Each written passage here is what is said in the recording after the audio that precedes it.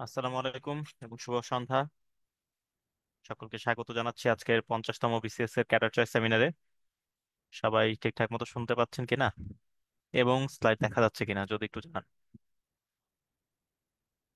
হুম, ওকে, সাজিয়া বলছেন।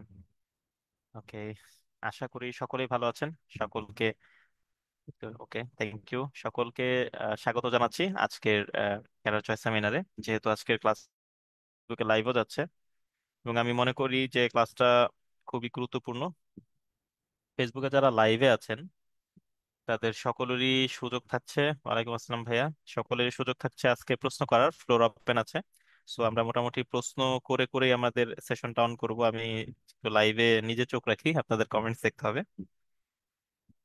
আহ, কে কোথা থেকে জয়েন করেছেন যদি জানান তাহলে মনে হয় একটু ভালো হতো। সবসময় আমরা লাইভে, ফেসবুক লাইভে ক্লাসে একটু দেখতে চাই যে বাংলাদেশের কোন কোন জায়গায় আমরা পৌঁছে যাচ্ছি। সো সেই জায়গা থেকে যদি একটু বলেন যে কে কোথা থেকে জয়েন হলেন তাহলে ভালো হয়। হ্যাঁ, ঢাকা পাড্ডা। ওকে, পাবনা। গুড। তার পরবর্তীতে আজকের ক্লাসটা খুবই গুরুত্বপূর্ণ। Brahmanbaria, very good. From Gazipur, আজকে গাজীপুর গিয়েছিলাম মাত্রই। Okay, আর কোথা থেকে? ঢাকা, রামপুরা, ময়মনসিংহ, টাঙ্গাইল। গুড।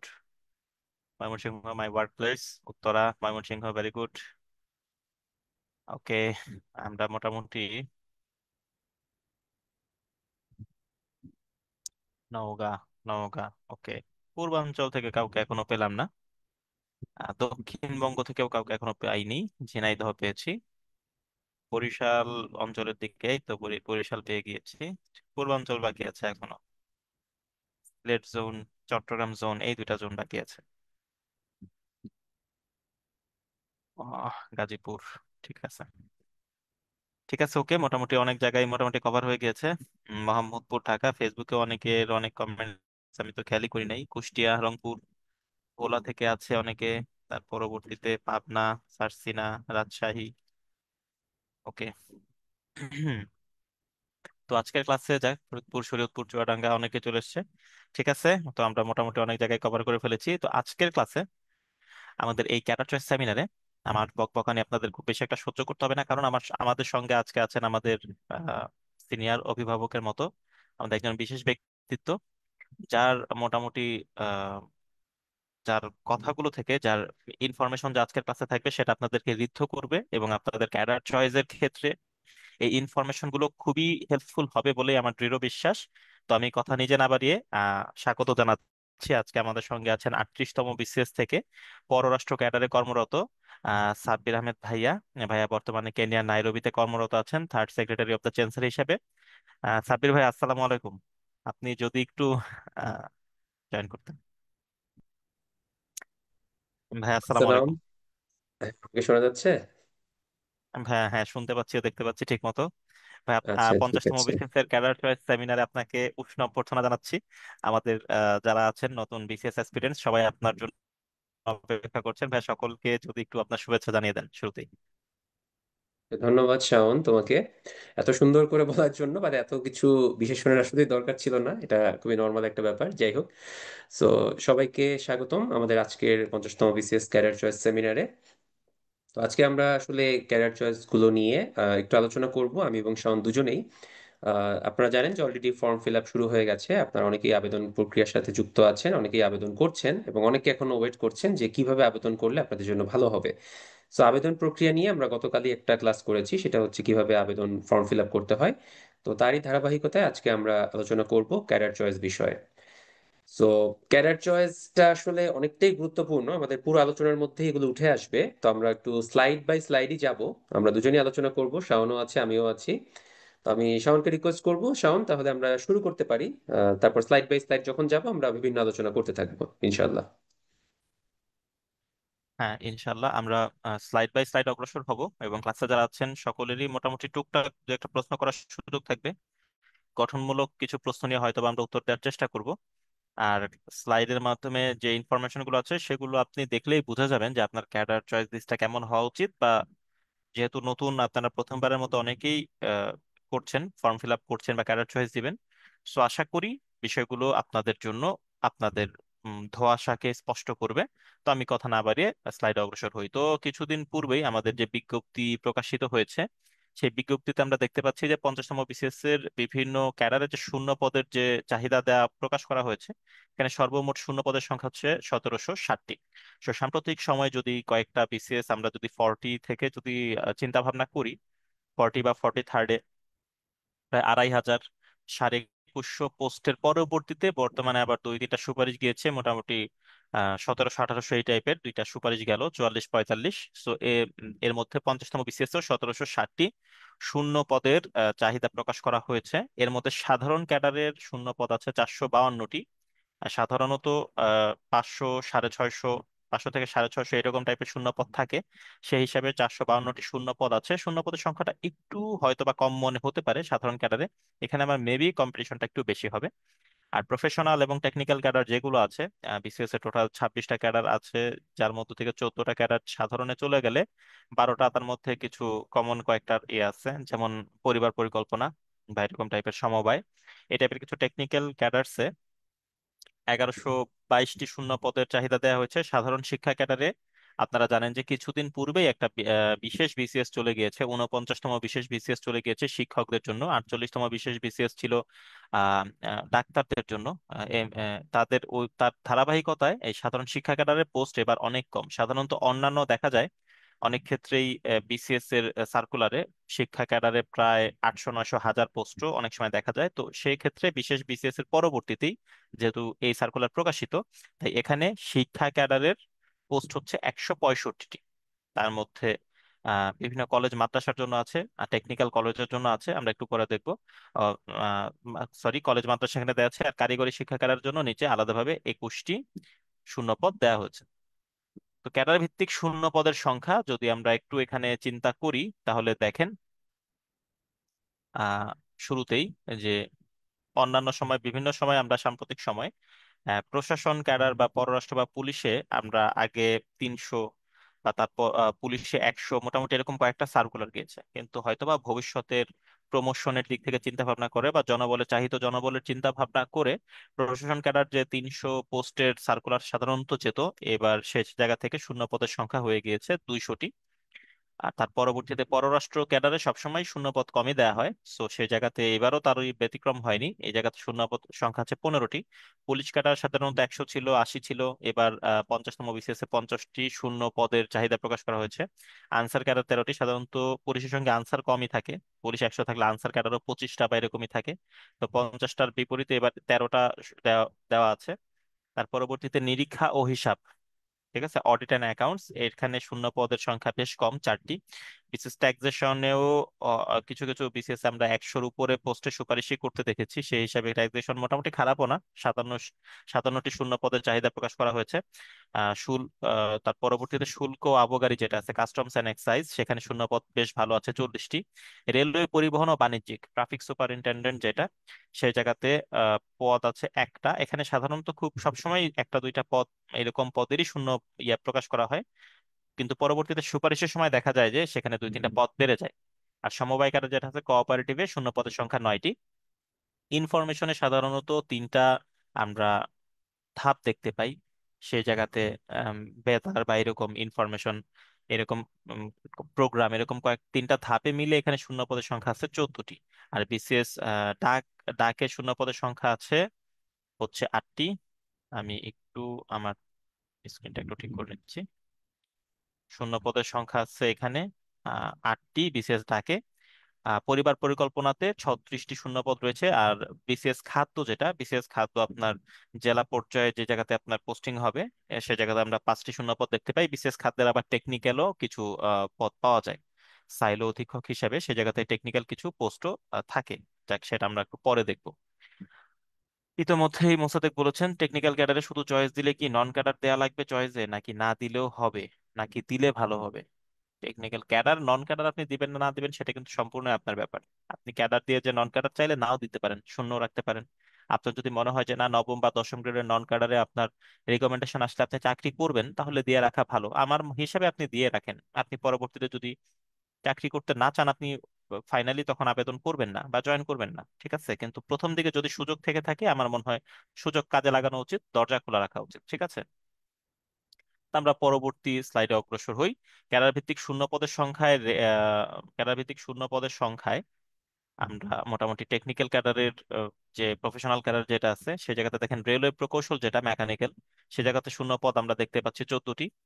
বিশেষ ফরেস্টে শূন্যপদ আছে 12টি। সড়ক ও জনপথ রোডস এন্ড হাইওয়ে আরএইচডি তে বেশ ভালো সংখ্যক শূন্যপদ আমরা দেখতে পাচ্ছি 41টি, যারা সিভিল ইঞ্জিনিয়ারিং এর জন্য এটা রয়েছে। বিসিএস ইনফরমেশনের যে টেকনিক্যাল সাইটটা আছে সেটার জন্য শূন্যপদ আছে 33টি।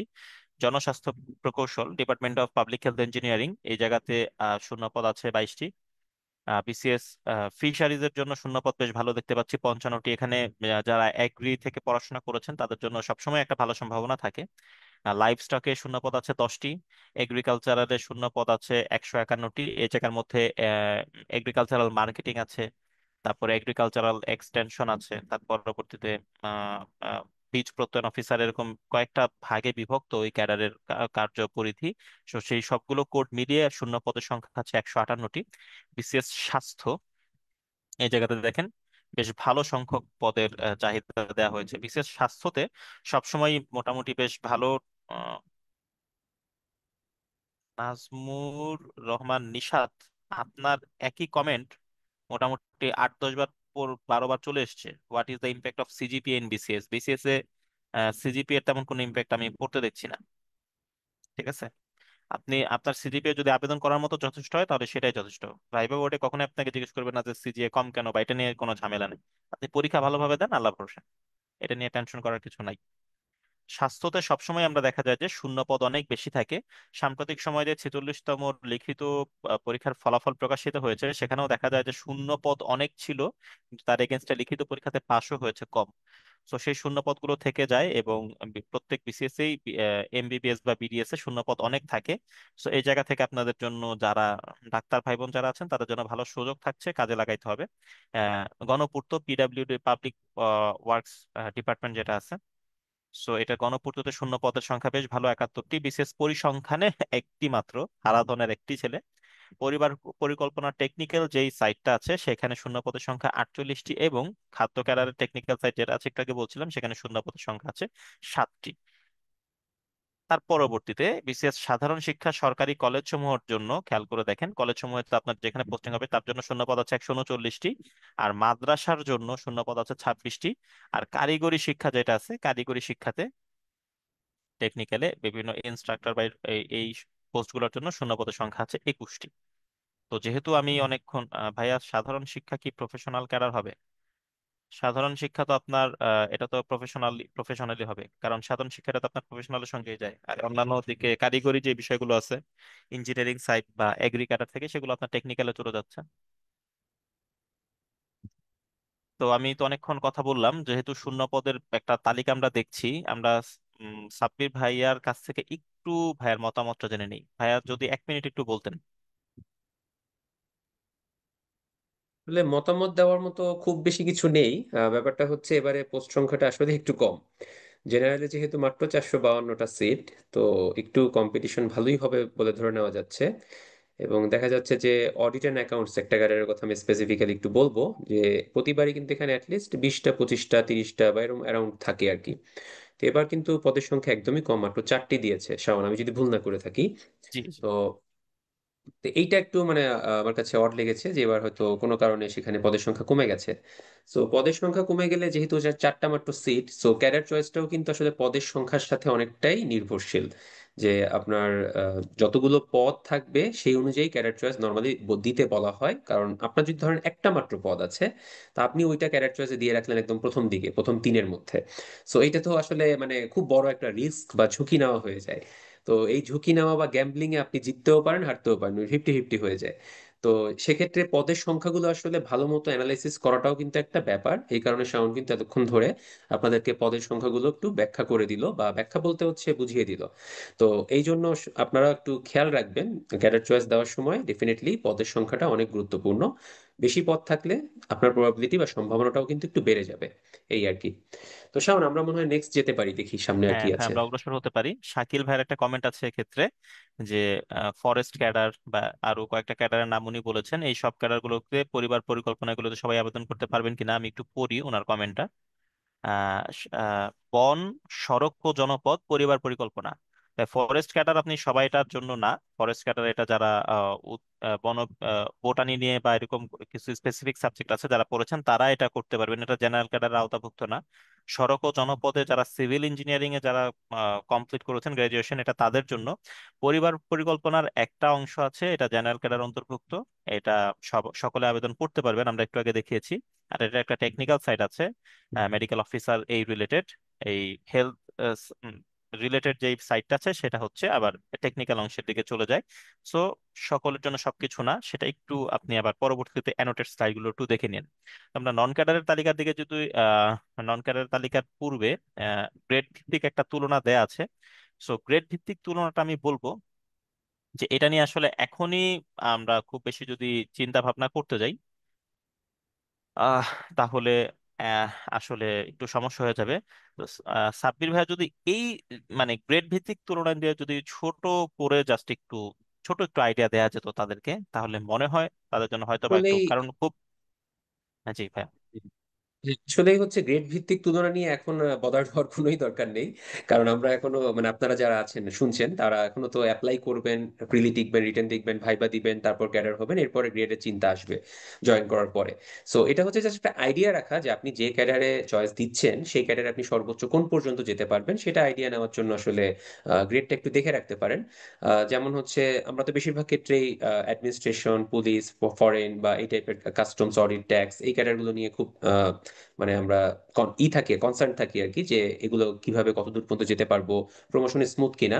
সো যদি ইন জেনারেল বলতে হয় ভাই, প্রমোশন হয়, অনেক কিছু ডিপেন্ড করে হয়। আপনাকে আজকে আমি যদি বলি প্রমোশন স্মুথ, আপনি হয়তো জয়েন করার পর দেখবেন আপনার প্রমোশনটা স্মুথ হচ্ছে না। অনেক কিছু ইন্ডিকেটর বা ফ্যাক্টর থাকে এখানে, আপনার জবের এফিসিয়েন্সি, আপনার ক্যালিবার, আপনার অ্যাক্টিভিটি, এগুলোও কিন্তু চিন্তা ভাবনা করা হয়। এরপর আরো কিছু ব্যাপার থাকে যেগুলো হচ্ছে আউট অফ দ্য কনটেক্সট বা out of the text book টাইপের কিছু পলিটিক্যাল ব্যাপার স্যাপার থাকে, সে কারণে অনেক সময় প্রমোশনের প্রবলেম হয়। সো এই জন্য আমি কোন পর্যন্ত যেতে পারবো, নবম গ্রেডে জয়েন করার পর আমি প্রথম গ্রেড পর্যন্ত যেতে পারবো কিনা, এগুলো আসলে সম্পূর্ণটাই পারিপার্শ্বিক পরিস্থিতির উপর অনেকটাই ডিপেন্ড করে।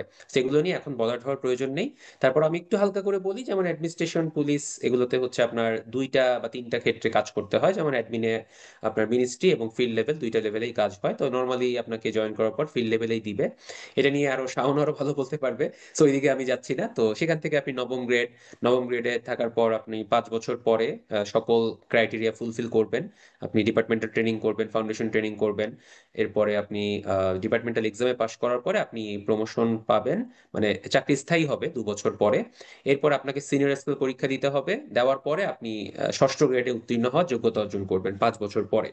সো এরপরে ষষ্ঠ গ্রেড থেকে পঞ্চম গ্রেডে ওরকম আনুমানিক একটা সময়, 4 বছর ধরে 5 বছর পর্যন্ত সময় ধরা হয়। এরপরে চতুর্থ গ্রেড, তৃতীয় গ্রেড, দ্বিতীয় গ্রেড, প্রথম গ্রেড পর্যন্ত আছে। প্রতিটা ক্যাডারেই আসলে দ্বিতীয় বা তৃতীয় বা প্রথম গ্রেড পর্যন্ত যায়। শাওন, একটু নেক্সট স্লাইডটা যদি দেখাতে আমাকে, আমি ওখান থেকে একটু বলতাম। জি ভাই, অবশ্যই অবশ্যই। নেক্সট স্লাইডটা আচ্ছা, দিয়েছি। আহ, হ্যাঁ, তো নেক্সট স্লাইডে যেটা আছে দেখেন, যে প্রথম গ্রেড পর্যন্ত যেমন প্রশাসনে হচ্ছে সচিব আমরা বলি, বিভিন্ন মন্ত্রণালয়ের যে সচিব মহোদয়রা আছেন তারা হচ্ছেন প্রথম গ্রেডের সমতুল্য। এবং পুলিশের ক্ষেত্রে অতিরিক্ত আইজিপি, তিনি হচ্ছেন প্রথম গ্রেড। ফরেনের ক্ষেত্রে পররাষ্ট্র সচিব বা ফরেন সেক্রেটারি বলে একজন আছেন, তিনি আহ, আপনার প্রথম গ্রেডের। এ বাদেও কিছু আপনার স্পেশাল গ্রেড আছে, যেমন পুলিশের আইজিপি তিনি কিন্তু প্রথম গ্রেডের থেকেও উপরের একটা গ্রেড, অর্থাৎ একটা সুপার বা স্পেশাল গ্রেডের উনি মর্যাদা বহন করেন। এবং অ্যাডমিনিস্ট্রেশনের বিভিন্ন ক্ষেত্রে দেখা যায় বিভিন্ন মন্ত্রণালয়ে কিছু সিনিয়র সচিব থাকেন। তো সিনিয়র সচিব যারা আছেন তারাও কিন্তু স্পেশাল গ্রেডের। আবার কাস্টমস কর ক্যাডারে যে পদসোপানটা আছে সেখানে দেখা যায় যে এনবিআর এর চেয়ারম্যান বলে একটা পদ আছে। এই পদটা কিন্তু আপনার পুল সার্ভিস থেকে আসে এবং এটাও একটা স্পেশাল গ্রেড। সো এ বাদে মোটামুটি সব সার্ভিসেই প্রথম গ্রেড পর্যন্ত যাওয়া যায় কম বেশি মিলিয়ে। সো গ্রেড নিয়ে খুব বেশি আসলে কনফিউজ হওয়ার দরকার নেই, আমরা জাস্ট আপনাদেরকে রেখে দিলাম, এটা আপনারা পরে একটু নিজেদের মতো করে দেখে নিয়েন। এটা নিয়ে আমরা মনে হয় শাওন খুব বেশি আর আলোচনার প্রয়োজন নেই। জি ভাই। মিতু একটা প্রশ্ন করেছেন চ্যাট বক্সে, আমি একটু উত্তর দিয়ে দিচ্ছি। আমার হাইট তো আমি কি পুলিশে অ্যাপ্লাই করতে পারবেন কিনা? আচ্ছা, আপনি অবশ্যই পিএসসি সার্কুলারটা দেখেন, যে পুলিশ এবং আনসারের ক্ষেত্রে হাইট, চেস্টের সাইজ এগুলোর একটা মাপ দেওয়া আছে। আপনি ওই মাপের মধ্যে থাকলে ডেফিনেটলি আপনি অ্যাপ্লাই করতে পারবেন। এটা নিয়ে আমার মতামত জানার আসলে কোনো প্রয়োজন নেই, বা শাওনের মতামত জানানোর প্রয়োজন নেই। পিএসসি এটা আহ, বলে দিয়েছে আপু, আপনি টেনশন করেন না। আপুকে জাস্ট একটু মনে করিয়ে দেই যে পিএসসির যে সার্কুলার আছে সেই সার্কুলারে নর্মালি মেল অফিসারদের জন্য পুলিশ এবং আনসার ক্যাডারে হাইট চাওয়া হয় 5 ফুট 4 ইঞ্চি, আর লেডি অফিসারদের জন্য চাওয়া হয় 5 ফিট। সো যেহেতু আপনি 5'1", সো আপনি এটার জন্য অ্যাপ্লাই করতে পারবেন, সাথে আপনার ওয়েটটাও একটু দেখে নিতে হবে। আর অন্যান্য ক্যাডারের জন্য মেল অফিসারদের জন্য হচ্ছে 5 ফিট চাওয়া হয়, আর লেডি অফিসারদের জন্য হচ্ছে 4 ফিট 10 ইঞ্চি চাওয়া হয়। সাথে একটু ওয়েটের ব্যাপার আছে, চেস্টের ব্যাপার আছে, সো এই জিনিসগুলো আপনাকে একটু দেখে নিতে হবে। আর ভাই বিশেষ করে একটা কমেন্ট আমি একটু না বলে পারছি না, যেহেতু সাব্বির ভাইও আছেন। আহ, ফেসবুকে এই কমেন্টে বলা হয়েছে, রিদওয়ান উল্লাহ রাকিব বলেছেন যে আমাকে একজন বললেন যে তুমি জাতীয় বিশ্ববিদ্যালয় থেকে কিছু করতে পারবে না, অন্য চাকরির জন্য ট্রাই করতে বলেছে আমার দুঃসম্পর্কের এক চাচা। আমি আপনাকে বলি, সাবির ভাই তো বলবেনি, যেহেতু ভাইয়ার অভিজ্ঞতা আমার থেকে অনেক বেশি। আমার নিজে পুলিশে আমার সাথে ন্যাশনাল ইউনিভার্সিটি থেকে পাশ করা পুলিশে আমার সঙ্গে কলিগ ছিলেন। 100 জন পুলিশের মধ্যে এমন ছিলেন যে যে জাতীয় বিশ্ববিদ্যালয় থেকে পাশ করেছেন এবং তিনি পুলিশ ক্যাডারে কর্মরত আছেন। অ্যাডমিনিস্ট্রেশনে আমার সিনিয়র স্যার আছেন, আমাদের সঙ্গে আছেন যে ন্যাশনাল থেকে পাশ করেছেন, জাতীয় বিশ্ববিদ্যালয় থেকে পাশ করেছেন, তারা প্রশাসন ক্যাডারে কর্মরত আছেন।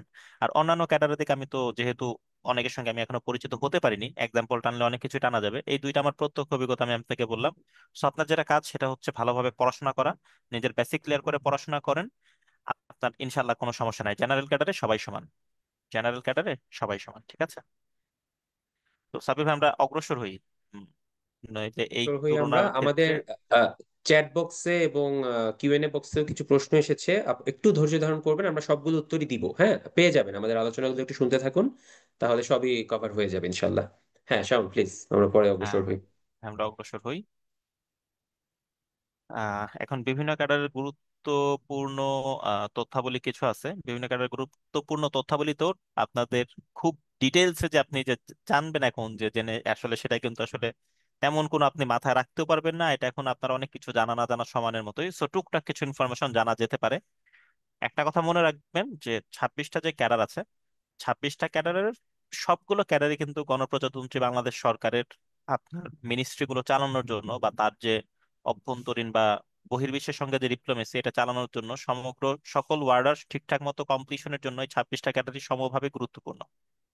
প্রত্যেকটা ক্যাডারেরই ভালো দিক খারাপ দিক থাকতেই পারে, কোনোটাই কোনোটাই মানে আলটিমেট ভালো না, কোনোটাই আলটিমেট খারাপ না।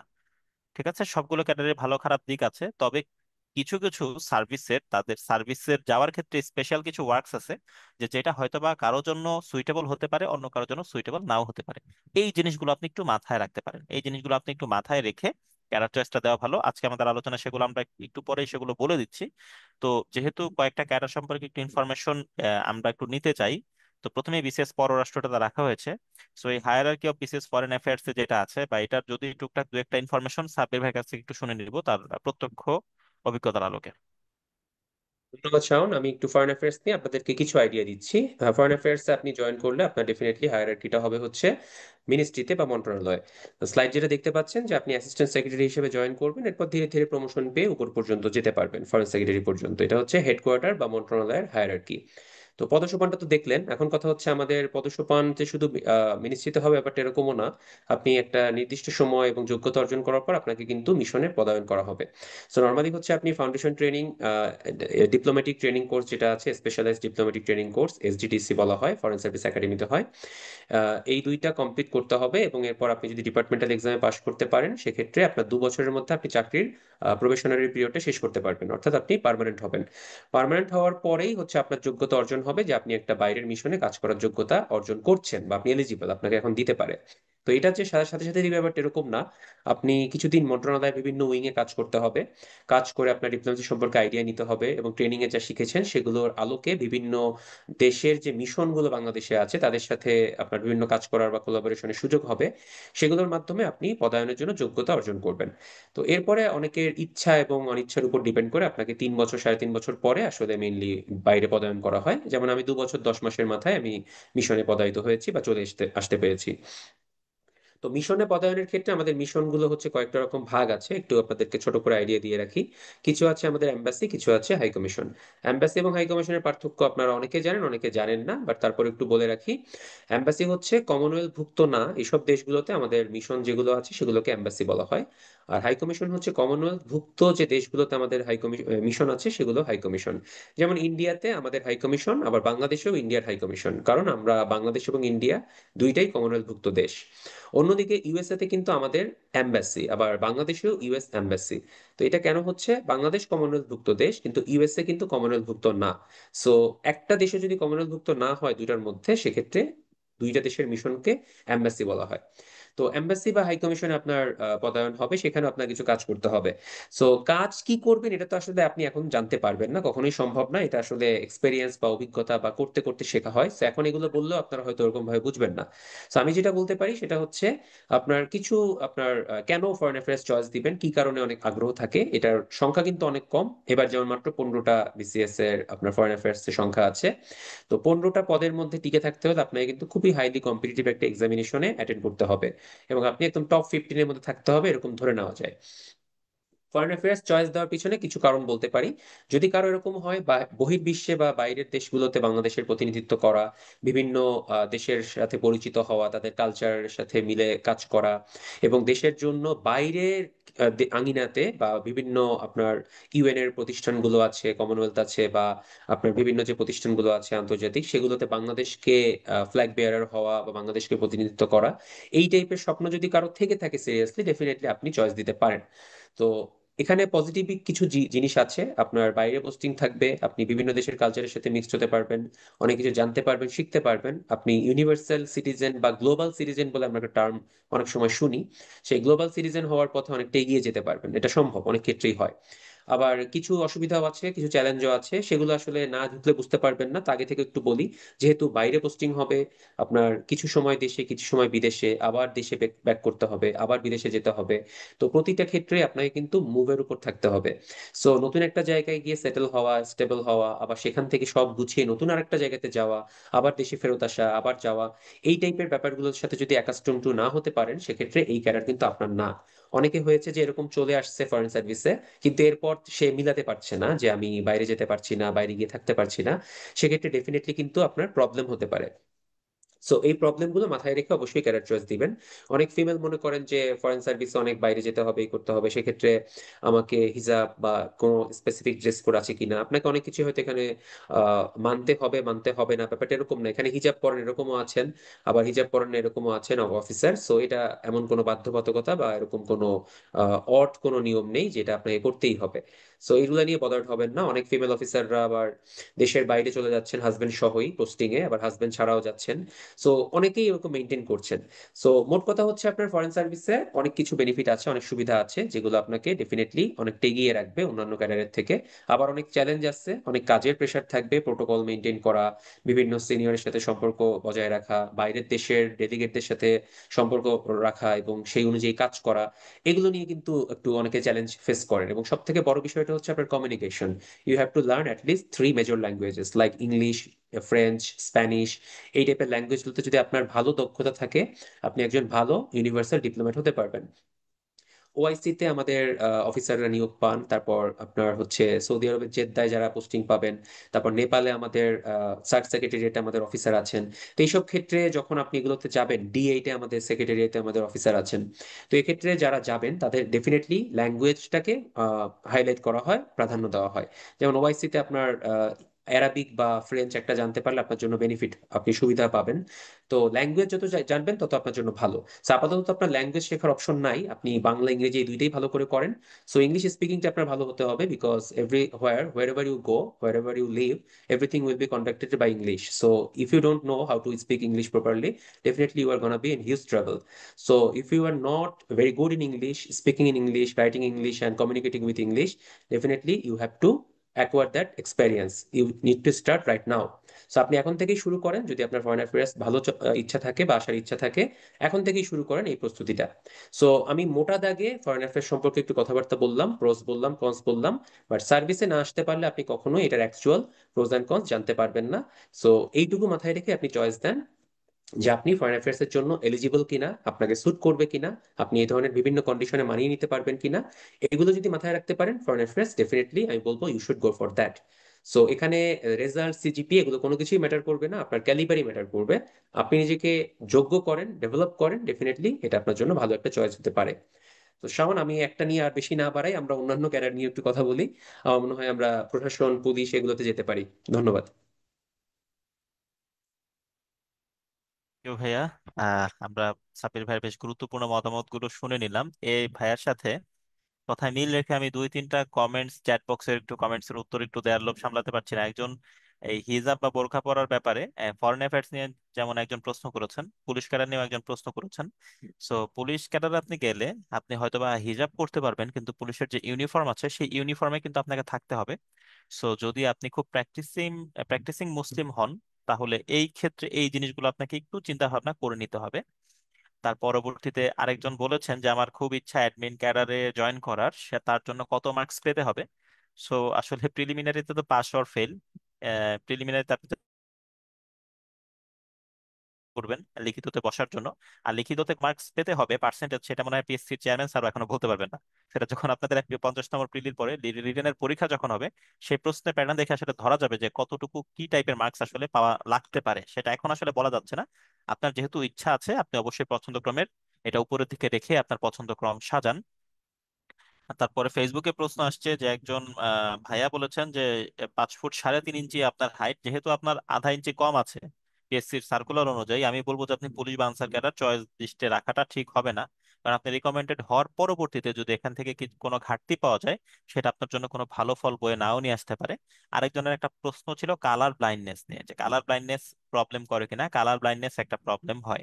মেডিকেল পরীক্ষার সময় সাধারণত এক্স রে করা হয়, তার পরবর্তীতে হচ্ছে আপনার হাইট, ওয়েটের, চেস্টের মাপের একটা প্রত্যয় নেওয়া লাগে, এবং আপনার কালার ব্লাইন্ডনেসটা চেক করা হয়, চোখের পাওয়ারটা চেক করা হয়। সো কালার ব্লাইন্ডনেস থাকলে সেটা একটু প্রবলেম হতে পারে, তবে সেটা সামহাও কোনোভাবে হয়তো বা ম্যানেজ করা যেতে পারে। বুদ্ধিমানের জন্য ইশারাই যথেষ্ট।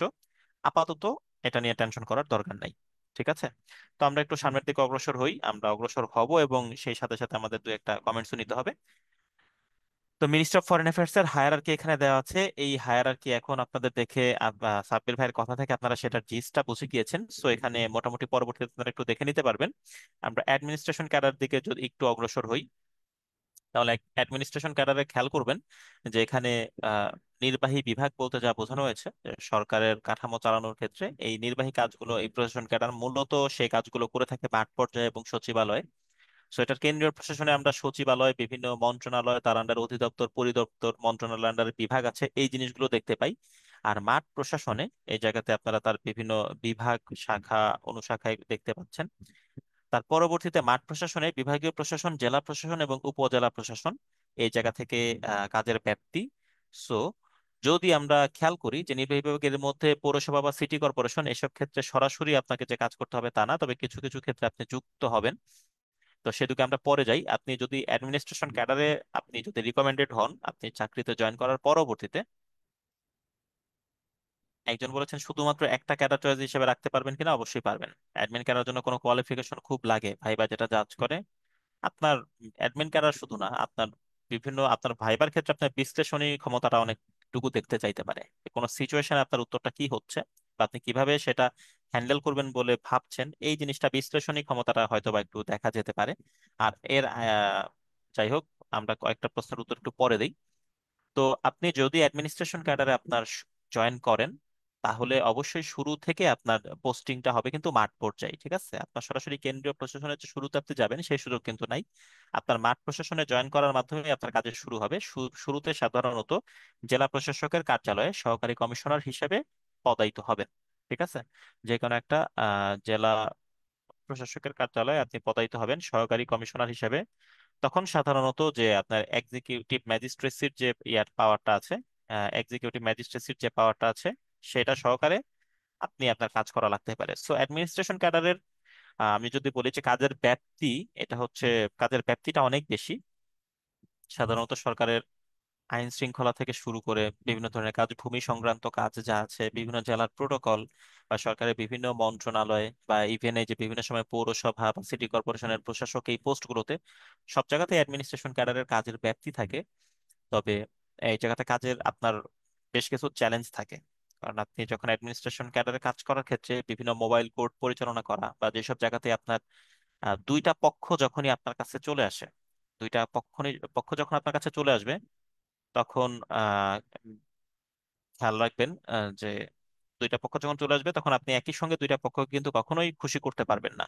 সো যখন ম্যাজিস্ট্রেসির ক্ষেত্রে বা বিভিন্ন ভূমি সংক্রান্ত ক্ষেত্রে যখনই আপনি বিচার সঠিকভাবে রায় দিবেন, তখন একটা পক্ষ খুশি হলে আরেকটা পক্ষ হয়তো বা খুশি নাও হতে পারে। ঠিক আছে, সো এইসব ক্ষেত্রে আপনার চাকরিটা কিছু চ্যালেঞ্জিং হয়। আর এইসব চাকরিতে আপনি 24/7 বলতে যা বোঝায় তা, এই জায়গাতে আপনি কোনো শুক্র শনি ছুটি বা উইকেন্ড এই জিনিসগুলো কিন্তু চিন্তা করা যাবে না। এগুলো হচ্ছে কি আপনি মাঝে মাঝে পেতে পারেন কদাচিৎ। আপনাকে ম্যাক্সিমাম টাইম আপনার ওয়ার্ক স্টেশনেই থাকতে হবে, পারমিশন ছাড়া ওয়ার্ক স্টেশন লিভ করা যায় না। এই টাইপের কিছু সমস্যা প্রশাসন ক্যাডারে, সমস্যা বলতে কি কাজের চ্যালেঞ্জ আছে। সো আপনি যদি মনে করেন সেটার সাথে মানিয়ে নিতে পারবেন, তাহলে অবশ্যই এটা আপনার জন্য ভালো। তবে এই ক্ষেত্রে কাজের ক্ষেত্রে আপনার বেশ বৈচিত্র্য আছে। এই কাজটা খুবই মানে ভাইব্রেন্ট। আপনার ডিসি অফিসে প্রথম পদায়নের পরবর্তীতে আপনি আবার সহকারী কমিশনার ভূমি হিসেবে উপজেলা পর্যায়ে কাজ করবেন। আবার সেখানে কাজ করার পরবর্তীতে সিনিয়র অ্যাসিস্ট্যান্ট কমিশনার হলে আবার ডিসি অফিসে এসে বছরখানেক আপনি বড় বড় শাখাগুলোর দায়িত্ব পালন করবেন। পরবর্তীতে আবার ইউনো হিসেবে উপজেলায় পদায়িত হবেন। তার পরবর্তীতে কিছু সময় পরে আপনি অতিরিক্ত জেলা প্রশাসক হিসেবে ডিসি অফিসে আবার ফেরত আসবেন। উপসচিব হয়ে গেলে আপনি মিনিস্ট্রিতে যাওয়ার সম্ভাবনা আছে, বা আপনি স্থানীয় সরকারের উপপরিচালক হিসেবে ডিসি অফিসে কাজ করার সম্ভাবনা আছে। পরবর্তীতে আপনি ডিসি হিসেবে আপনার পদায়ন হবে। আপনি বিভাগীয় কমিশনার মানে কাজটা কি, তার আসা যাওয়াটা ডিসি অফিসে খুব বেশি, এটা বহমান নদীর মতো। ঠিক আছে, সো সো এইসব ক্ষেত্রে আপনার আসলে কাজটা একটু চ্যালেঞ্জিং, একটু বেশি টাইম ইন্টেন্সিভ, বা একটু আপনার চেষ্টাটা একটু বেশি থাকা লাগবে। এছাড়া মোটামুটি আপনার কাজের সম্মান বা সবকিছুই আছে। ঠিক আছে, এছাড়া আর মোটামুটি সমস্যা নাই। আপাতত এটুকুই জেনে রাখেন, এর বেশি যে আসলে যে জানতে হবে এখন বিষয়টা তা না। প্রশাসন ক্যাডারের ট্রেনিং কি পুলিশের মতো 6 মাস হয় কিনা? প্রশাসন ক্যাডারের আপনার বুনিয়াদী প্রশিক্ষণ আপনি 6 মাস যেটা বলছেন সেটা সকল ক্যাডারেরই হয়। শিক্ষা এবং ডাক্তার যেটা আছে, স্বাস্থ্য ক্যাডারও বুনিয়াদী প্রশিক্ষণ আছে। পুলিশের আলাদা 1 বছর একটা ট্রেনিং আছে সারদাতে, ওই জায়গাতে প্রশাসনের ল্যান্ড সার্ভে বা আইনের উপর বেশ কিছু প্রশিক্ষণ থাকে। হুম। আর একজন বোরখা পরার কথা বলেছেন প্রশাসন ক্যাডারে, প্রশাসন ক্যাডারে আপনার বোরখা পরা নিয়ে সমস্যা কিছু হবে না। আমি আমার সিনিয়র অনেক স্যারদেরই দেখেছি যারা কর্মক্ষেত্রে বোরখা মেনটেন করতে পারছেন, এটা ইনশাল্লাহ কোনো সমস্যা নেই। ওকে, আপনারা যতটা স্টিভ ভাবছেন শুনুন, এত ভাইয়া। হ্যাঁ, একটু ইন্টারাপ্ট করি, সরি। জি জি হ্যাঁ, জি, বোরখা অবশ্যই নিয়ে জি। সমস্যা নেই, এটা শাওন তো অলরেডি বললো। আমার এখানে অলরেডি দুই তিনটা চ্যাট বক্সে প্রশ্ন এসেছে এবং ফেসবুকেও এক দুজন প্রশ্ন করেছেন যে ফরেন ক্যাডার চয়েস লিস্টে 2 নাম্বার 3 নাম্বারে রাখলে হবে কিনা, বা পরে রাখলে সমস্যা হবে কিনা, বা এই টাইপের ব্যাপারটা। তা আমি একটু হালকা করে বলে দিই।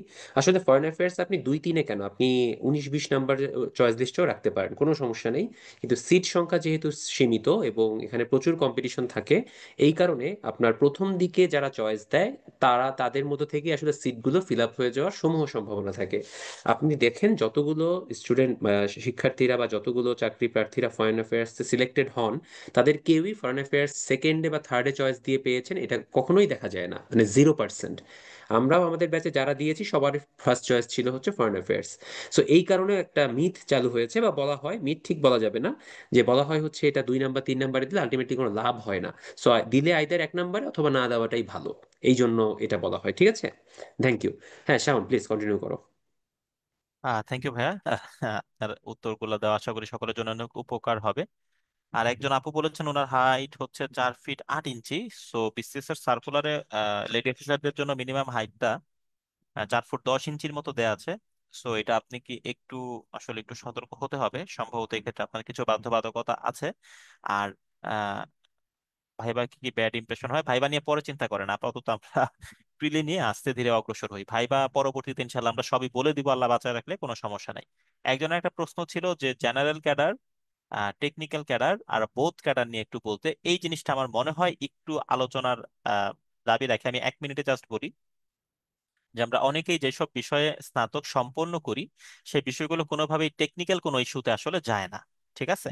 যেমন আমি নিজে টেক্সটাইল ইঞ্জিনিয়ারিং এ পড়েছি। তো বাংলাদেশ সরকারের গণপ্রজাতন্ত্রী বাংলাদেশ সরকারের যে 26টা ক্যাডার আছে, এই 26টা ক্যাডারের কোনো জায়গাতেই যে টেক্সটাইলে স্নাতক সম্পন্ন করেছেন এমন কোনো জ্ঞান সম্পন্ন কোনো আসলে ক্যাডার সার্ভিস কোনো জায়গাতে ডেজিগনেটেড না, যে ওই জায়গাতে আসলে যে টেক্সটাইলের একজনই পারবে অন্য কেউ যে পারবে না এমন কোনো সার্ভিস আসলে নাই।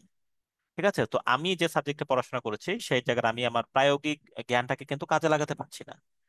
So, এইরকম আমার মতো যারা আছেন, ঠিক আছে, আমার মতো এরকম যারা আছেন যে যাদের টেকনিক্যাল কোনো সাবজেক্টে আসলে পড়াশোনা ওইরকম এমন কোনো টেকনিক্যাল সাবজেক্টে পড়াশোনা করেছেন যে যেটার গণপ্রজাতন্ত্রী বাংলাদেশ সরকারের কোনো ক্যাডার নাই, মানে স্পেশাল ডেজিগনেটেড কোনো ক্যাডার নাই, তাদের জন্য যে ক্যাডার গুলো সকলের জন্য উন্মুক্ত সেটা হচ্ছে জেনারেল ক্যাডার। যেমন এই প্রশাসন ক্যাডার বা পুলিশ ক্যাডার, পররাষ্ট্র ক্যাডার, কাস্টম আমরা যেগুলো দেখাই দিলাম শুরুর দিকে, এইরকম 14টা ক্যাডার আছে যে এই ক্যাডারে আপনার চাকরি করার জন্য বা পরীক্ষা দেওয়ার জন্য আপনার স্পেশাল কোনো সাবজেক্টে পড়ার কোনো দরকার নাই। এই ধরনের ক্যাডার গুলোকে বলা হয় জেনারেল, মানে সাধারণ, এটা সকলের জন্যই উন্মুক্ত। এই ক্যাডারে আসলে যেহেতু পদ সংখ্যা মোটামুটি কম থাকে এবং যেহেতু সকলের জন্য এটা উন্মুক্ত, এই জায়গাতে কম্পিটিশনটা বেশি হয় এবং এই জায়গাতে লিখিত পরীক্ষাটা হয় 900 নম্বরের। আরেকটা ক্যাডার যেটা আছে সেটা হচ্ছে টেকনিক্যাল। এটা হলো টেকনিক্যাল অথবা প্রফেশনাল। এটা হলো যে আপনি বিশেষায়িত যে সাবজেক্টে পড়াশোনা করেছেন সেই সাবজেক্ট রিলেটেড ক্যাডারেই আপনি চাকরি করতে পারবেন। যেমন আপনি সিভিল ইঞ্জিনিয়ারিং এ পড়াশোনা করেছেন, তাহলে আপনার জন্য যেসব জায়গাগুলো খোলা আছে, যেমন আপনি সড়ক ও জনপথ আহ, বিভাগে সেই জায়গাতে ইঞ্জিনিয়ার হিসেবে ঢুকতে পারেন, গণপূর্ত ক্যাডারে ঢুকতে পারেন, বা জনস্বাস্থ্য প্রকৌশলে ঢুকতে পারেন। এই জায়গাগুলোতে আপনার যাওয়ার জায়গা আছে। যেমন আপনি মেকানিক্যাল ইঞ্জিনিয়ারিং এ পড়াশোনা যদি করে থাকেন ধরেন, তাহলে আপনি ফুড ক্যাডারের টেকনিক্যাল সাইডটাতে বা রেলওয়ের যে টেকনিক্যাল যে ক্যাডারটা আছে সেই জায়গাগুলোতে যেতে পারেন। আপনি ফিশারিজে পড়াশোনা করেছেন, আপনার জন্য একটা ক্যাডারে আছে ফিশারিজ ক্যাডার। গণপ্রজাতন্ত্রী বাংলাদেশ সরকারের যে আম, আহ, মৎস্য যে মন্ত্রণালয়টা আছে, মৎস্য প্রাণী সম্পদ যে মন্ত্রণালয় আছে, সেই জায়গাতে কিন্তু আপনার জন্য একটা ক্যাডার ডেজিগনেটেড আছে। সো এই আপনার বিশেষায়িত সাবজেক্টগুলোর জন্য যখন আপনি নড়তে চাইবেন যে ঠিক আছে আমি ফিশারিজে পড়াশোনা করেছি, আমি ফিশারিজ ক্যাডারেই চাকরি করতে চাই, আপনাদের জন্য এরকম স্পেশাল কিছু ক্যাডার আছে যেগুলো হচ্ছে টেকনিক্যাল ক্যাডার অথবা প্রফেশনাল ক্যাডার। যেমন শিক্ষা ক্যাডার অথবা হচ্ছে এমবিবিএস বা বিডিএস, আপনি ডাক্তারি পড়েছেন এরকম টাইপের। এইগুলোতে আপনি যদি আলাদাভাবে পরীক্ষা দিতে চান সেখানে দিতে পারেন। ওইসব ক্ষেত্রে আপনার যে পরীক্ষাটা থাকবে সেই জায়গাতেও আপনি 900 নম্বরের পরীক্ষা দিবেন। তবে সেই জায়গাতে দুই এক জায়গাতে একটু কম বেশি হবে রিটেনের সময়, সেটা আমরা পরে বলে দিব। আর যদি এমন হয় যে হ্যাঁ আপনি টেকনিক্যাল ক্যাডারের জন্য এলিজিবল, আপনি সেগুলো দেওয়ার পাশাপাশি আপনি জেনারেল ক্যাডারে কিছু ক্যাডার আছে যেগুলো আপনার ভালো লাগে।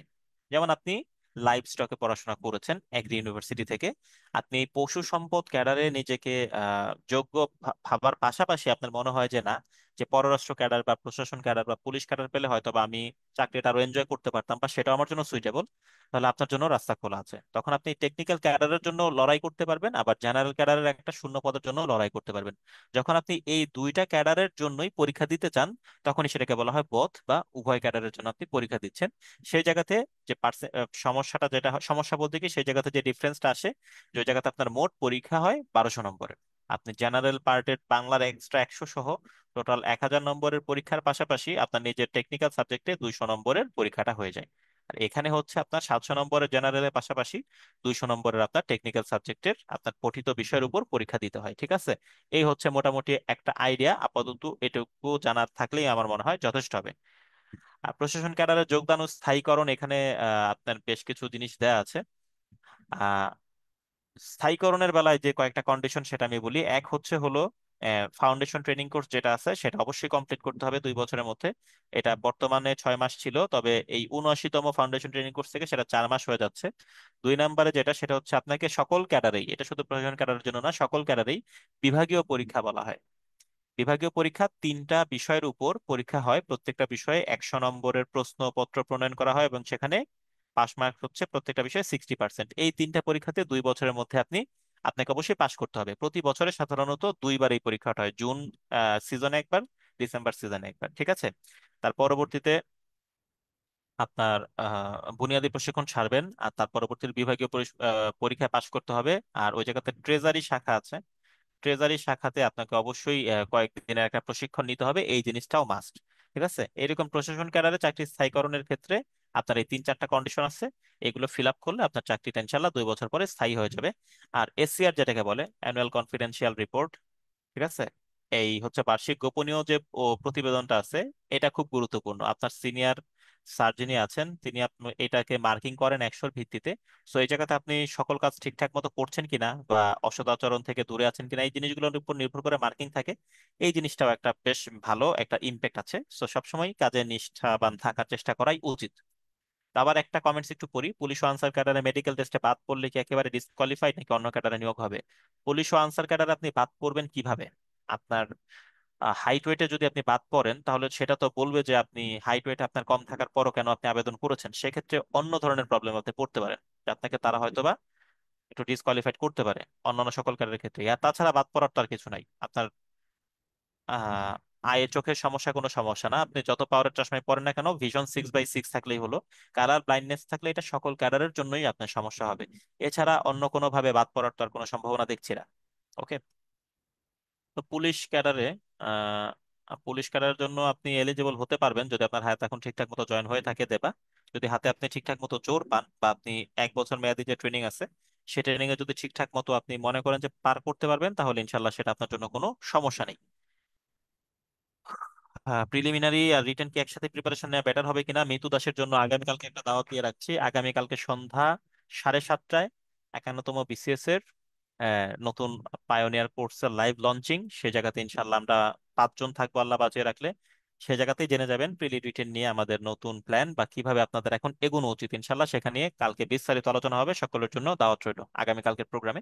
পুলিশের পদসভা নিয়ে যদি একটু আলোচনা করি, পুলিশে যখন আপনার নতুন নিয়োগ হবে তখন আপনি অ্যাসিস্ট্যান্ট সুপারিনটেন্ডেন্ট অফ পুলিশ হিসাবে আপনি জয়েন করবেন।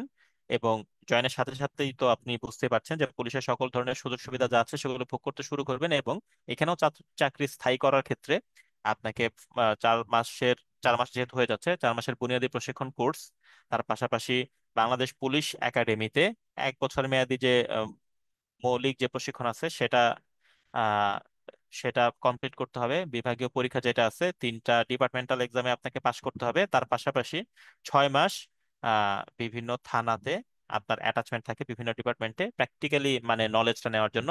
এই কন্ডিশনগুলো ফিল আপ করলে ইনশাল্লাহ আপনার চাকরি স্থায়ী হয়ে যাবে।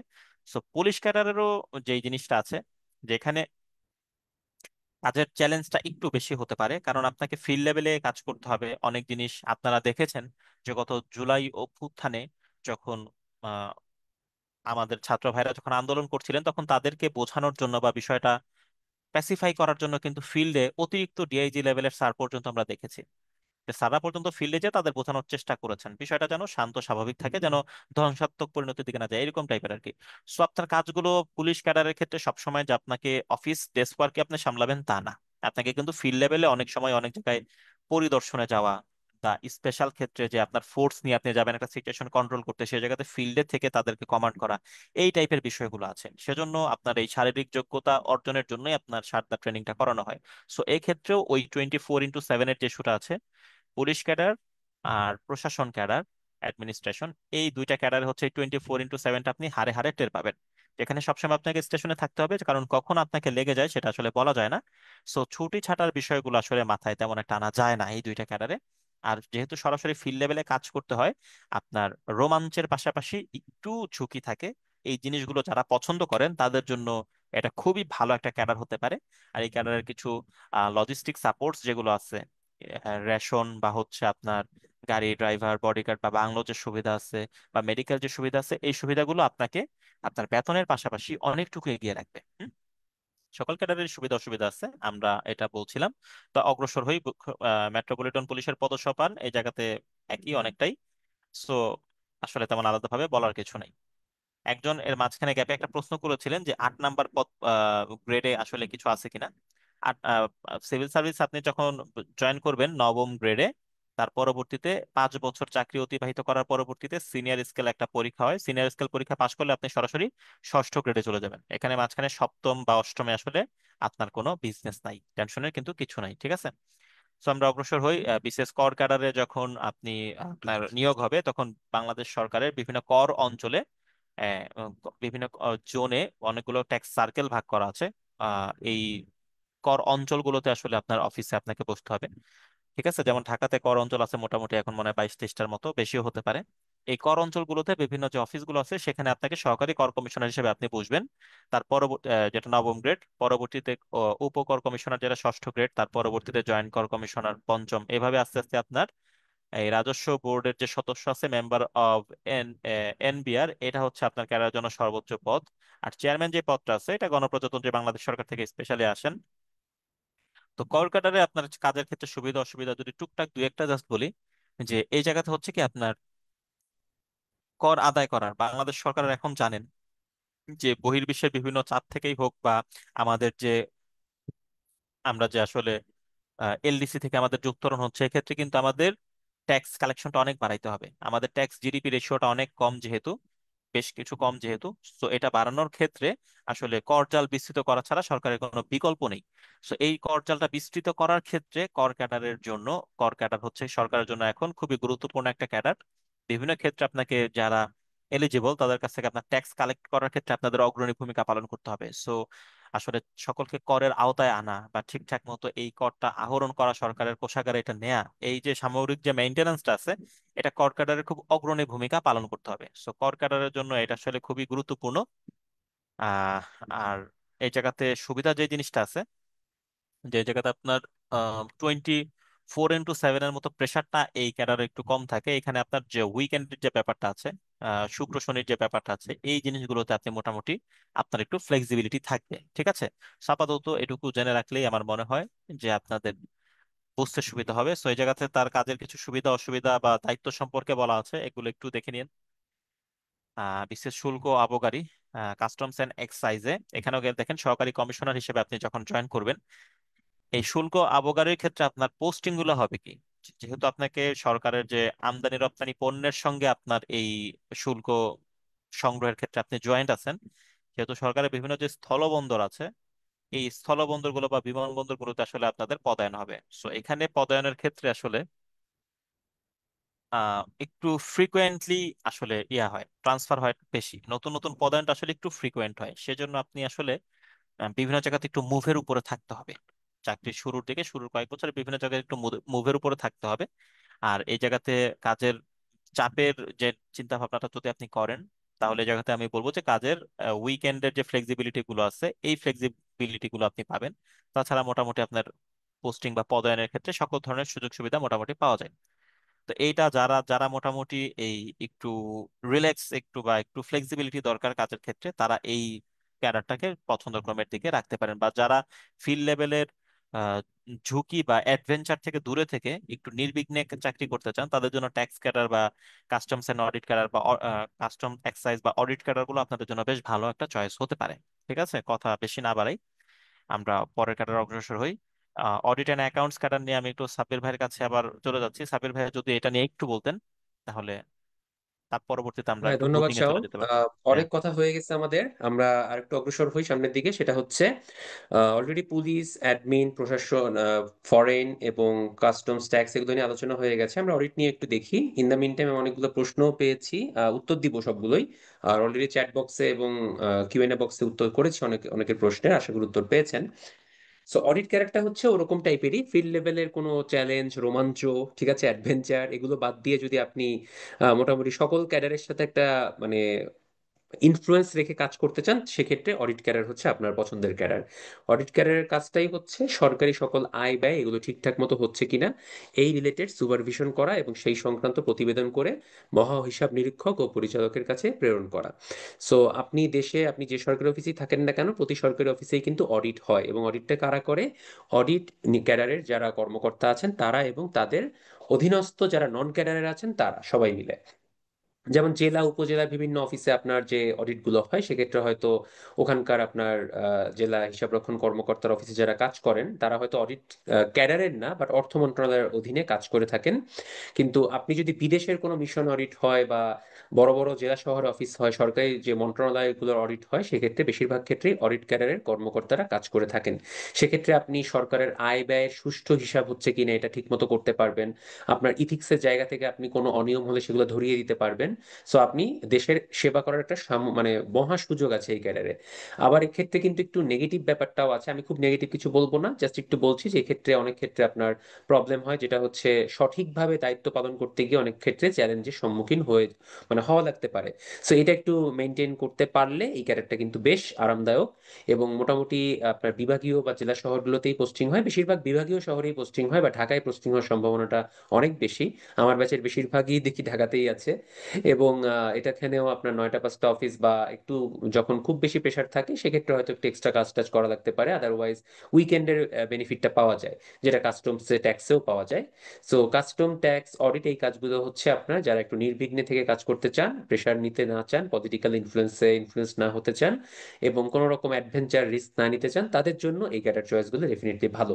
অনেক ক্ষেত্রে বলা হয়, অনেক মেয়েদের ক্ষেত্রে, মহিলাদের ক্ষেত্রে বা আপুদের ক্ষেত্রে এই চয়েসগুলো অনেকটাই সুইটেবল, যারা অ্যাডমিনিস্ট্রেশন বা পুলিশে চ্যালেঞ্জ নিতে পারবেন না, বা যারা হয়তো ফরেনে গিয়ে এই বিভিন্ন ভার্সেটাইল কন্ডিশনে নিজেকে মানিয়ে নিতে পারবেন না, তাদের জন্য audit, tax, customs definitely definitely ভালো চয়েস। ঠিক আছে, শাওন, আমরা নেক্সট ক্যারিয়ারে যেতে পারি। জি ভাই, আমরা পরটাতে যাই। আনসার ক্যাডার অনেকটা পুলিশ ক্যাডারের মতোই। এই জায়গাতে আনসার ক্যাডারেও আপনার একটা জিনিস মনে রাখতে হবে, যে পুলিশ আর আনসার ক্যাডারে যারা যাচ্ছেন অনেকের ইউনিফর্মের প্রতি অনেক ভালোবাসা থাকে। এই জায়গা থেকে অনেকে পুলিশ ক্যাডার এবং আনসার ক্যাডারকে পছন্দ করেন। তো এই জায়গাতে একটা কথা আমি বলবো, যে পুলিশ ক্যাডারের ক্ষেত্রে 12 মাস মেয়াদি যে প্রশিক্ষণটা থাকে বাংলাদেশ পুলিশ একাডেমিতে সারদাতে, এবং আনসার ক্যাডারে 15 মাস মেয়াদি যে প্রশিক্ষণটা থাকে, এই প্রশিক্ষণ দুইটা কিন্তু আসলে আপনার শারীরিক সক্ষমতার একটা বেশ জায়গা থাকে।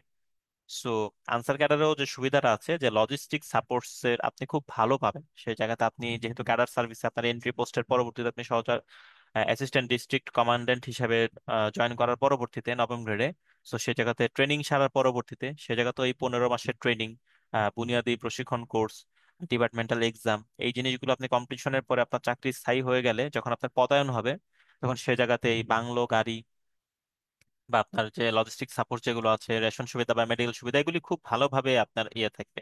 কিন্তু সবসময় আপনার স্টেশনে থাকার বেশ কিছু সময় কিছু বাধ্যবাধকতা থাকে। আর হচ্ছে যে এই জায়গাতে তারও পূর্বে যেটা বলবো, যে এই 15 মাসের যে প্রশিক্ষণটা পুলিশের প্রশিক্ষণ থেকেও আনসার ক্যাডার প্রশিক্ষণটা একটু কঠোর, এটা আমি শুনেছি। তো এই জিনিসগুলোর সাথে যারা মনে করেন যে না, আমি ফিজিক্যাল দিক থেকে এইটার সাথে খুব ভালো মানিয়ে নিতে পারবো, বা ইউনিফর্মের প্রতি আমার একটা ভালোবাসা আছে, এই জিনিসগুলো যারা মোটামুটি কনসিডার করতে পারবেন, আনসার ক্যাডার তাদের জন্য খুব ভালো একটা পছন্দ হতে পারে। ঠিক আছে, কারণ বাংলাদেশের যদি ক্যাডারের আমরা লোক বল চিন্তা করি, তাহলে আনসার ক্যাডারেরই মনে হয় লোক বল সবচেয়ে বেশি। বাংলাদেশের অঙ্গীভূত আনসার এবং ভিলেজ ডিফেন্স পার্টি সহ প্রায় 64 লক্ষ জনবল যেটা আছে, এই 64 লক্ষ জনবল নিয়ে হচ্ছে এই আনসার ক্যাডারটা গঠিত। সো হিউজ একটা ক্যাডার এটা।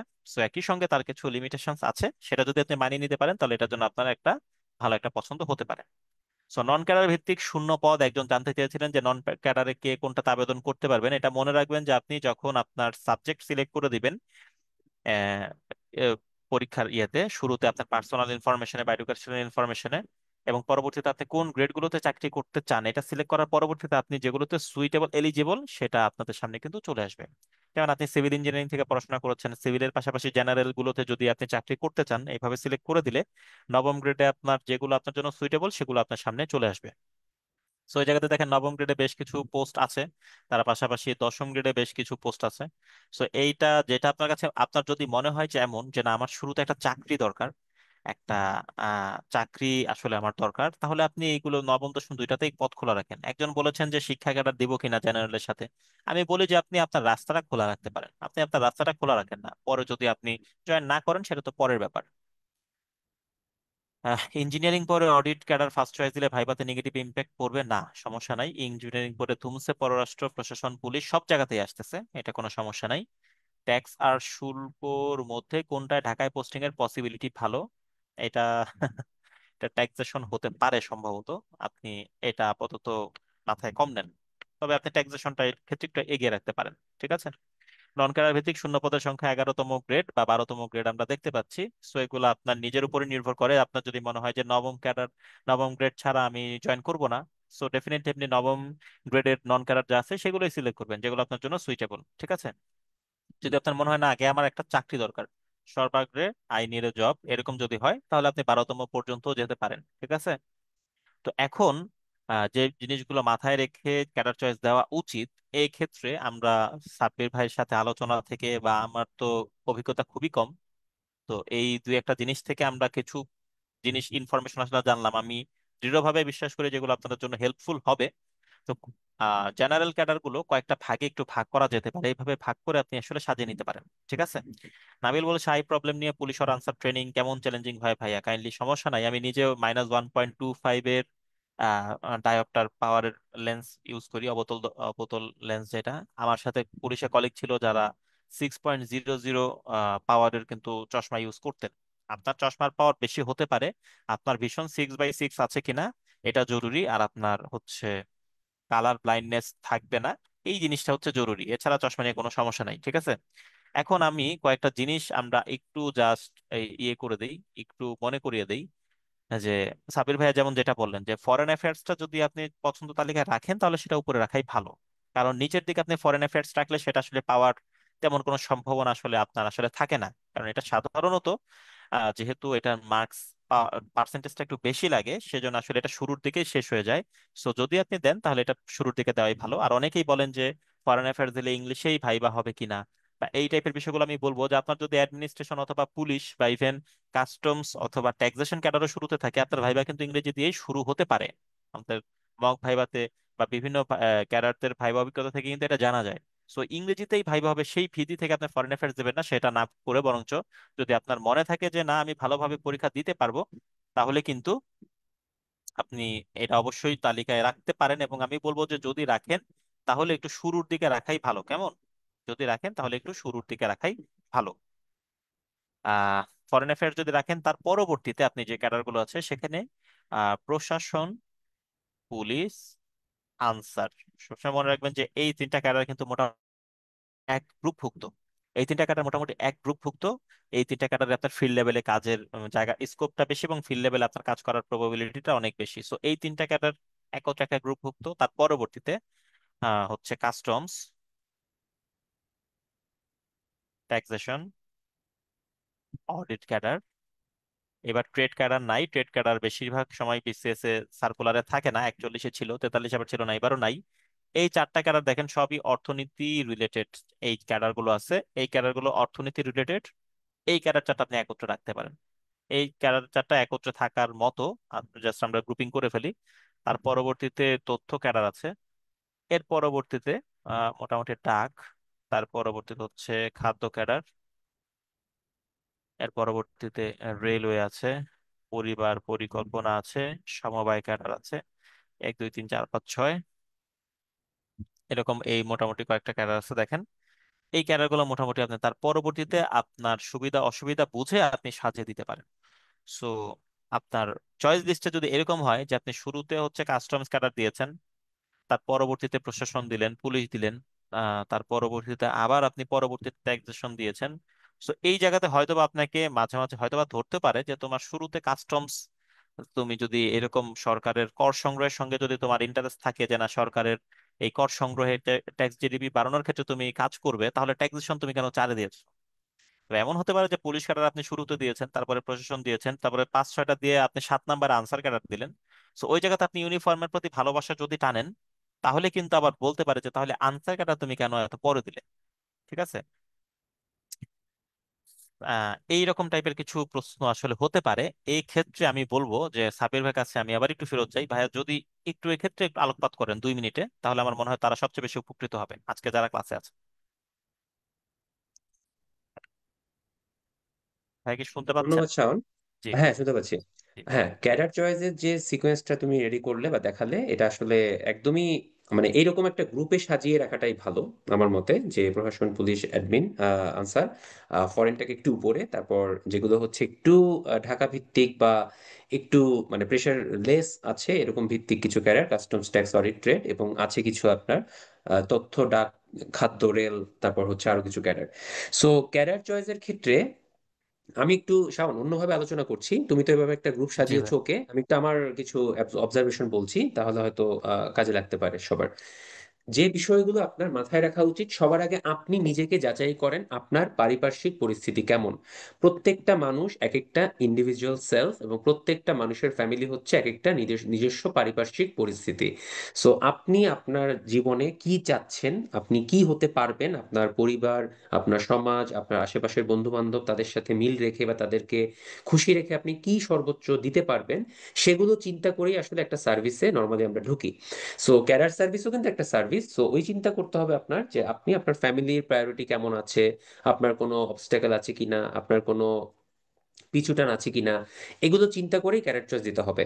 যদি আপনি শুরুতে চিন্তা করেন যে হ্যাঁ আমি কিছুই চিন্তা করব না, আমি দেশের বাইরে চলে যাব, আমার ফরেনে হলে কোনো সমস্যা নাই, আবার দেখবেন ওই একই টাইপের মেন্টালিটি নিয়ে কিন্তু আরেকজন ফরেন দিবে না, তার আবার কিছু হয়তো ফ্যামিলি বাইন্ডিংস আছে, সে হয়তো বাবা মা অসুস্থ, তার দেশে থাকাটা খুব জরুরি, তাদের সাথে থাকাটা জরুরি।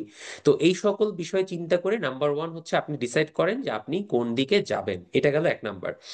দুই নাম্বার হচ্ছে আপনার চিন্তা করলেন যে আমার এইদিকে গেলে ভালো হবে, কিন্তু আপনি ওইদিকে যাওয়ার জন্য যোগ্য কিনা, আপনার ওই গুণাবলীগুলো আছে কিনা, আপনি ওই ধরনের প্রেশার হ্যান্ডেলিং করতে পারবেন কিনা, আপনি ওই অ্যাডভেঞ্চারটা নিতে পারবেন কিনা, বা আপনি ঢাকায় থেকেই আপনার ফ্যামিলি লিড করতে পারবেন কিনা, বা আপনি উইকেন্ডে থাকা এই ছুটিগুলো আপনি এনজয় করবেন কিনা। অনেকে আছে ছুটি এনজয় করেন না ভাই, তার কাজ না হলে ভালো লাগে না, এরকম লোকও পাওয়া যায় কিন্তু, সরি টু সে।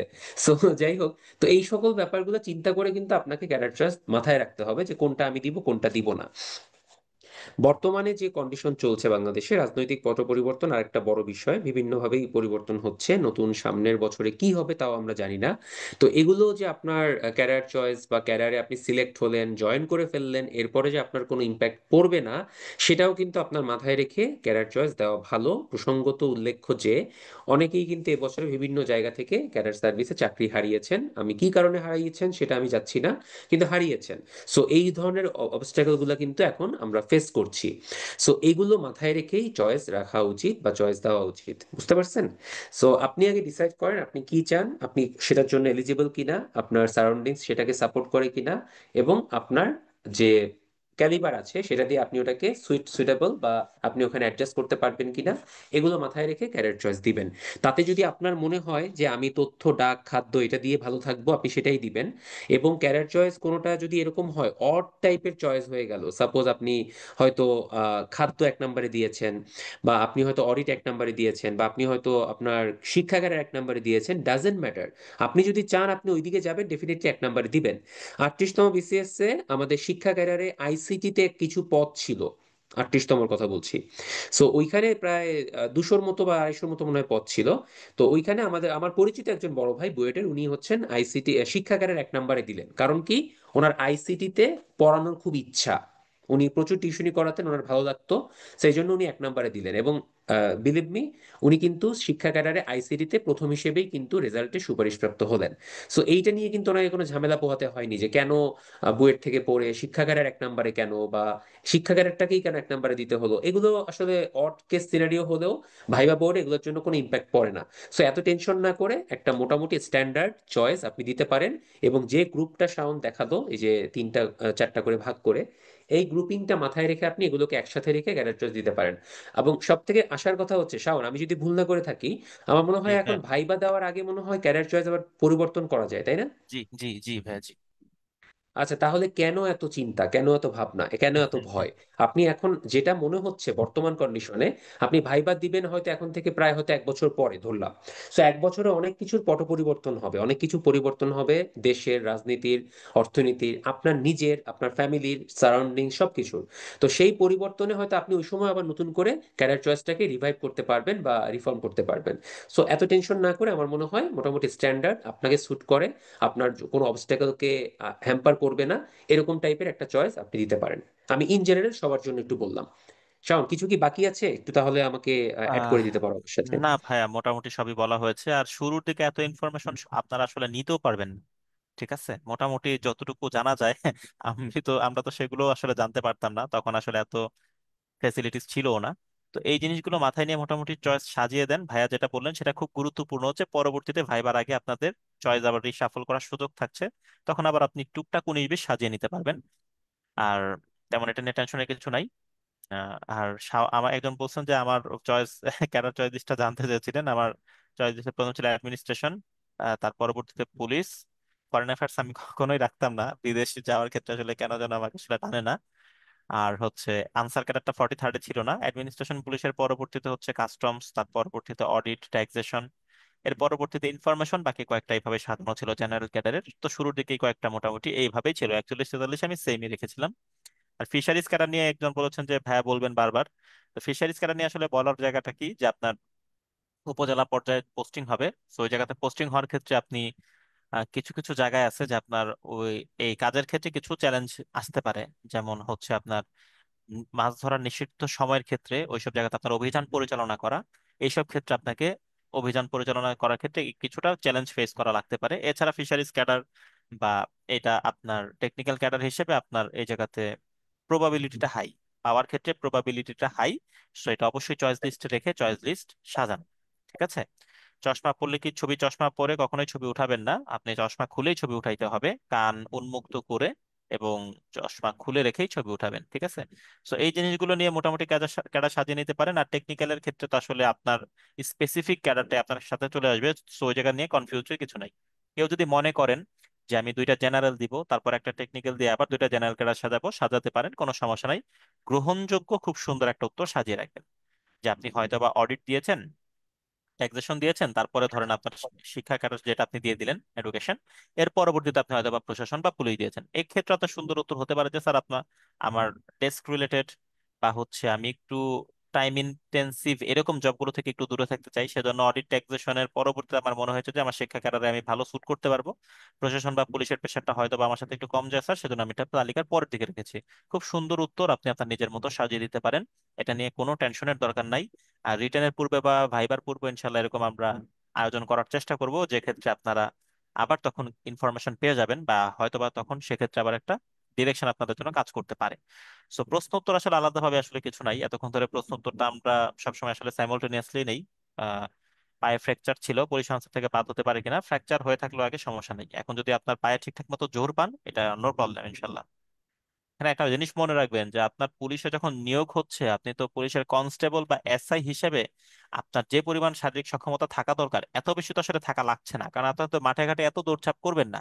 আপনি পুলিশের যে 2,12,000-এর যে ফোর্স আছে, এই ফোর্সের পাশে আপনার ক্যাডার সার্ভিসের ক্যাডার অফিসার আছেন পুলিশের 3,500।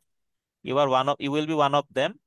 আপনি এদেরকে ঠিকঠাক ভাবে পরিচালনা করার জন্য, যাবতীয় পলিসি মেকিং বা সিদ্ধান্তগুলো বাস্তবায়ন করার জন্য আপনি তাদের একজন থাকছেন। সো ফিল্ডে আপনাকে তদারকির ক্ষেত্রে বা কিছু ক্ষেত্রে কমান্ড করার জন্য যাওয়া লাগতে পারে। আপনি তো দৌড়ঝাঁপ লাফালাফি ঝাপাঝাপি করবেন, এত কিছু তো আপনার জন্য না।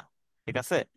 তো কিছু শারীরিক সক্ষমতা দরকার, কিন্তু কনস্টেবল বা এসআই ক্ষেত্রে নিয়োগের বেলায় যে কড়াকড়িটা হয় ফিজিক্যাল সক্ষমতার দিক থেকে, এত এলিজিবিলিটি আসলে যে আপনার যে লাগবে তা না। ঠিক আছে। এটা নিয়ে আপনি মোটামুটি একটু নিশ্চিন্ত থাকতে পারেন। না, মেডিকেল টেস্টে প্রবলেম নাই ইনশাল্লাহ, সমস্যা হবে না সাদিক। সো আজকে ক্লাস আর আসলে বেশি গোছানো মানে বড় করা আসলে ঠিক হবে না, যদিও আমার 1.5 ঘন্টা হয়ে গিয়েছে প্রায়। তবে আমার এটাও বিশ্বাস যে আপনারা অনেক ইনফরমেশন সাব্বির ভাইয়ের কাছ থেকে পেয়েছেন। এবং আগামীকালকে আমাদের 51তম বিসিএস, যেহেতু আপনারা 50-এর জন্য পরীক্ষা দিচ্ছেন, সো অনেকেই আছেন যে 50-এ একেবারেই নতুন বা সময় কম পেয়েছেন, বা 51তম নিয়েও আপনাদের প্ল্যান থাকতে পারে। সো আগামীকালকে 51তম বিসিএস এর পায়োনিয়ার ব্যাচ, যেটা আমরা সবসময় বিসিএস এর প্রথম ব্যাচ যেটা হয়, পায়োনিয়ার ব্যাচের লাইভ লঞ্চিং হবে আগামীকাল।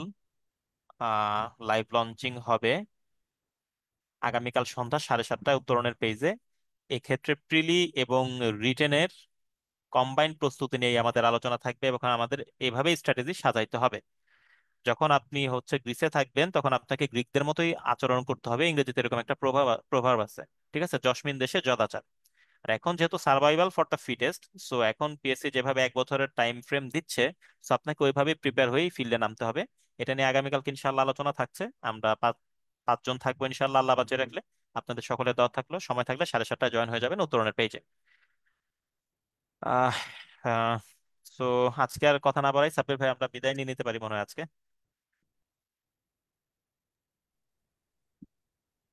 আজকে আলোচনা অনেকটাই শেষ প্রান্তে চলে এসেছি। অনেক কথাবার্তা হলো, অনেক আলোচনা হলো। সো ভালো লাগলো, অনেক উত্তর দেওয়ার চেষ্টা করেছি। এরপরও আসলে প্রশ্নের তো শেষ নেই, আপনাদের হয়তো ছোটখাটো অনেক প্রশ্ন থাকতে পারে, আমরা চেষ্টা করেছি অনেক উত্তর দেওয়ার। সো এগুলো নিয়ে বদার্ড হবেন না। যেমন একজন ভাইয়া পায়ের ফ্র্যাকচার নিয়ে খুব কনসার্ন ছিলেন, আপনি এত টেনশন করেন না, আপনি চয়েস দেন ভাইয়া, আপনি মেডিকেল টেস্ট পর্যন্ত যান, ইনশাল্লাহ সমস্যা হবে না, ঠিক আছে? এত চিন্তা করলে আসলে কোনো কাজ করতে পারবেন না ঠিক করে। সো চিন্তা ভাবনা মাথা থেকে আপাতত ঝেড়ে ফেলেন এই টাইপের গুলো। হ্যাঁ। সো এটা হচ্ছে মোটামুটি কথা। ম্যাথে অনার্স কমপ্লিট করেছি, কিভাবে ক্যারিয়ার চয়েস দিব ভাই, এতক্ষণ তো আমরা সেগুলোই আলোচনা করলাম। আপনি অবশ্যই বোথ ক্যারিয়ার অ্যাপ্লাই করবেন, জেনারেল ক্যারিয়ারও দিবেন, আপনার শিক্ষা ক্যারিয়ারের যে সাবজেক্ট আছে ম্যাথ, সেখানেও আপনি অ্যাপ্লাই করবেন। সো আপনি আপনার মতো করে ক্যারিয়ার চয়েস সাজিয়ে নেন, একটা স্ট্যান্ডার্ড চয়েস বলে কোনো কিছু নাই। মানে এটা ম্যান টু ম্যান ভ্যারি করবে, কেউ ফরেন আগে দিবে, কেউ দিবেই না, কেউ অডিট আগে দিবে, কেউ অ্যাডমিন দিবেই না, কারো হয়তো পুলিশ থাকবে এক নাম্বার চয়েস ইউনিফর্মের প্রতি প্যাশন থেকে। সো এগুলো চিন্তা করে আসলে মানে কারোর সাথে কারোটা মিলবে না। তো আমি শাওন আমাদের মতো করে জেনারেলি সবকিছু বলার চেষ্টা করেছি। আপনারা আমাদের কাছ থেকে আইডিয়াগুলো শুনলেন, প্রশ্নের উত্তর পেলেন।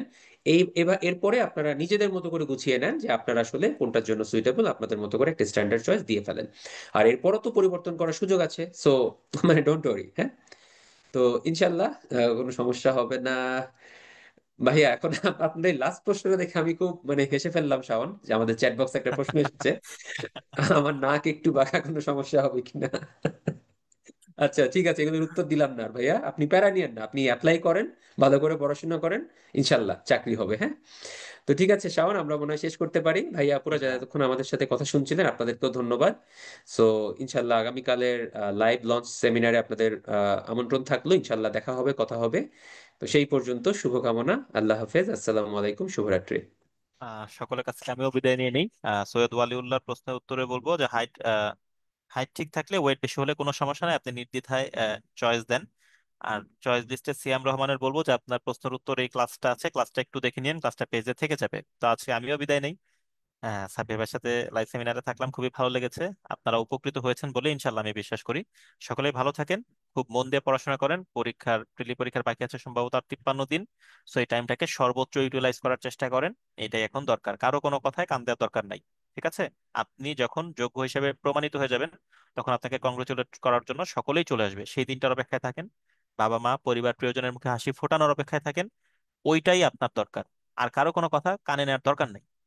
ঠিক আছে? আমাদের সমাজটা এমন যে যখন আমরা জব সিকার, তখন আমাদের পাশে ব্রাভো করার জন্য তেমন কেউই থাকে না। ঠিক আছে? ফিয়ামানিল্লাহ, সকলের জন্য দোয়া করি, সকলেই ভালো করেন, নিজের কেরিয়ার করেন, পাশাপাশি আমাদের দেশ মাতার একটু উন্নতি হবে।